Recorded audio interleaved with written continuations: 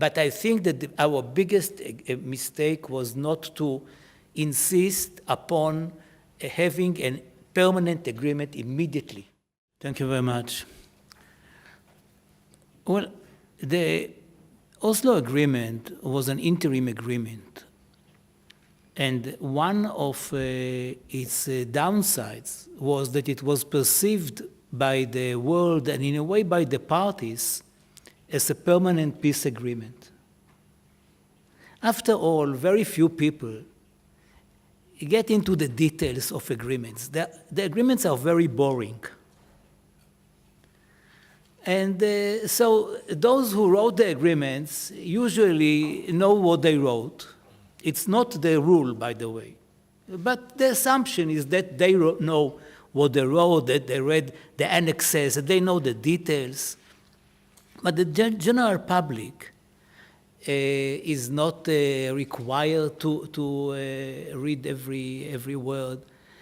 And usually it is pictures, and those who remember, the picture of the Oslo agreement was a tall young person with two other leaders on his two sides. The tall guy was the new American president who had no experience in international affairs, needed badly a success. And we brought him this success without any involvement. So he was very happy. And made out of it a big, big deal. So that people, and the others were, of course, Yitzhak Rabin and Yasser Arafat. So the world was very happy. I mean, any agreement by the two sides, like the Dayton Agreement. I mean, okay, you have an agreement, Dayton, fine. We are very happy that the two rivals got an agreement at the end of the day. We can write a V, it's okay. But Oslo was the beginning. And the international enthusiasm around Oslo became very soon the enemy of the continuation, because people were very frustrated. How come you signed a peace agreement? Why do you still kill each other? Stop it. So I believe that there was a mistake. Oslo was a continuation of a process, of the Madrid process, and it was agreed in advance that it would be only an interim agreement. But I think that our biggest mistake was not to insist upon having a permanent agreement immediately,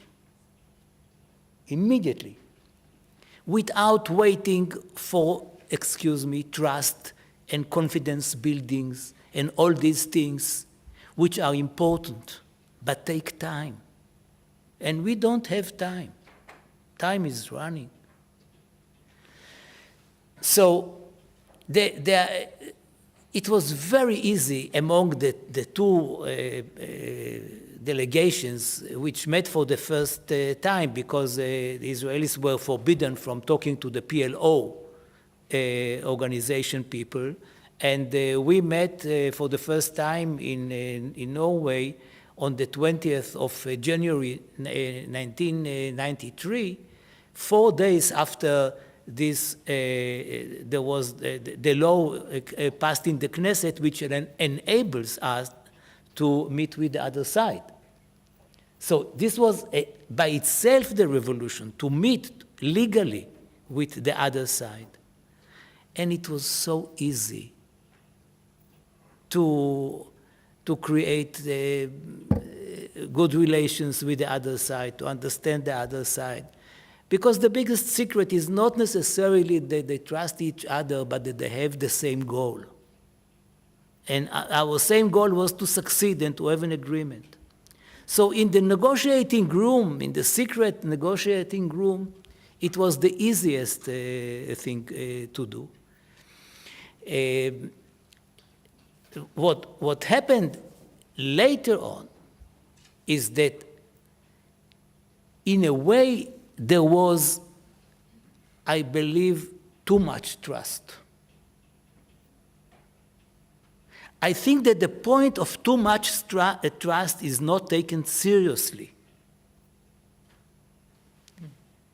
Because what is happening in the negotiating room, which is a very unique room, and not enough was written about it.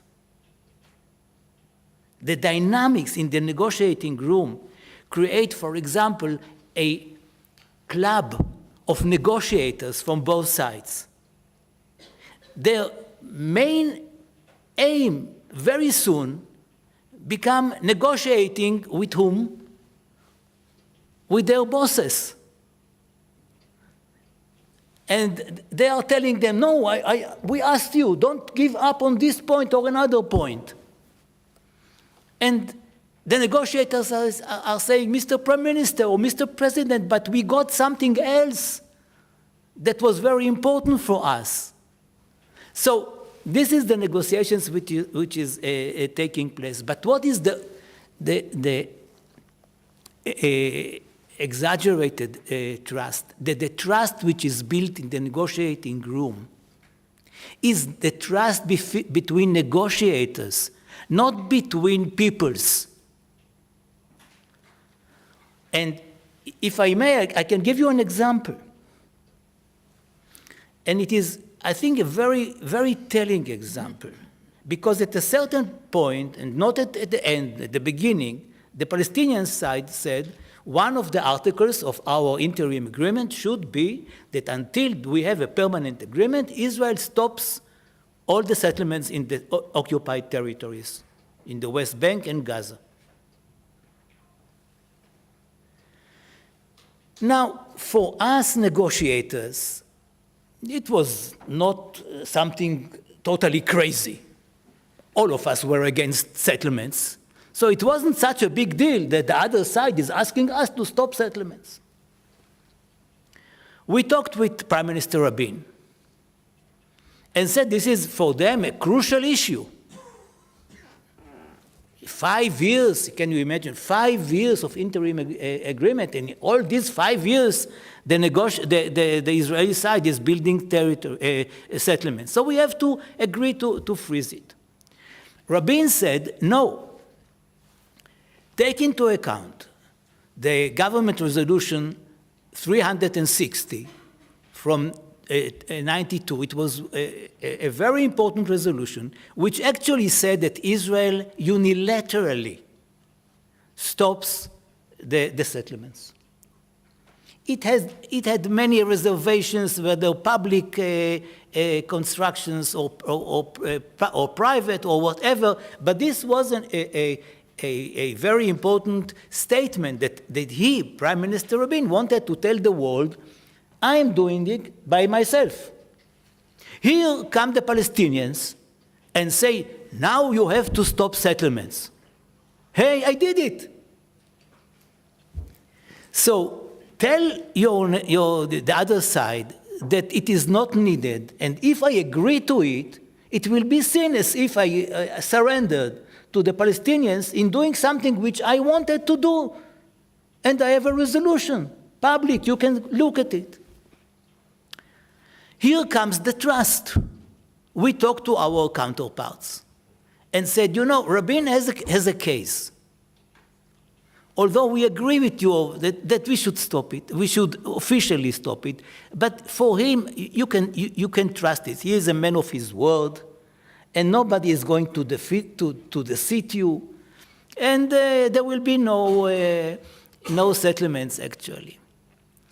They consulted, they did not like the idea. Eventually, they came to us and said, we agree to it. For Rabin, it was a very big achievement. But it was a huge mistake. A huge mistake. Why? Because it was part of the agreement. It was not a special, I mean, after a few years, as you know, Rabin was assassinated. Somebody else replaced him. Immediately it was Peres, but after a few months it was Bibi Netanyahu. And Netanyahu said, I mean, the peace camp in Israel said, you should stop the settlements. And he said, show me, where is it written? Do you have some proof? And we said, no, it was trust. You know this name, this word, trust. There was a mutual trust, and we said that we will not build settlements. He said, with all due respect, if it is not part of the agreement, I don't have to fulfill it. And I think that for any negotiator, it is very, very important. Don't be misled by the trust which is created in the room of the negotiators, because they are there temporarily. They can be replaced politically, they may retire, they may die, and some of them even may be assassinated, God forbid. So if you want to have a solid agreement, don't think about the trust in the other side of the table. It is not enough. We did not want to deceive the Palestinians. They did not want to deceive us around the table. But behind us, there were people. And if you don't decide very clearly what are the points of the agreement, you may pay a huge price. And we actually paid the price. Of course, the Palestinians stood, because we did not want to continue the settlements. And since there was another government which legitimately wanted to have more settlements and to breach the international law or whatever, we did not have a tool to tell them, you have to do that. So I'm referring to trust because it seems obvious that you have to build trust and you have to have reconciliation. I mean, yes, it is important. It is important that you sit around the table and you know that the other side is not telling you lies about the agreement, or even about his or her intentions. But don't replace this trust. Don't misunderstand that this trust goes beyond your immediate negotiators.